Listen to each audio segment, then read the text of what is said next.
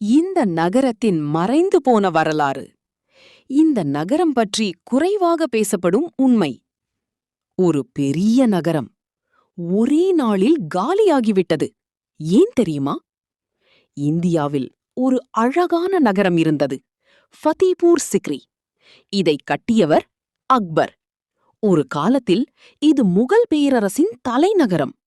ஆனால் சில வருடங்களிலேயே இந்த நகரம் முழுவதும் காலியாகிவிட்டது. ஏன் தெரியுமா? அங்கே தண்ணீர் பற்றாக்குறை ஏற்பட்டது. வாழ்வதற்கு சிரமம் அதிகரித்தது. அதனால் மக்கள் நகரத்தை விட்டு போய்விட்டார்கள். தலைநகரம் மாற்றப்பட்டது. இன்று ஃபதேபூர் சிக்ரி ஒரு ஹிஸ்டாரிக்கல் மான்யூமெண்டாக மட்டும் உள்ளது. ஒரு காலத்தில் பவர் நிறைந்த நகரம், இன்று அமைதியான நினைவுச் சின்னம். இந்த நகரத்தின் வரலாறு உங்களுக்கு முன்பே தெரியுமா? கமெண்டில் சொல்லுங்கள்.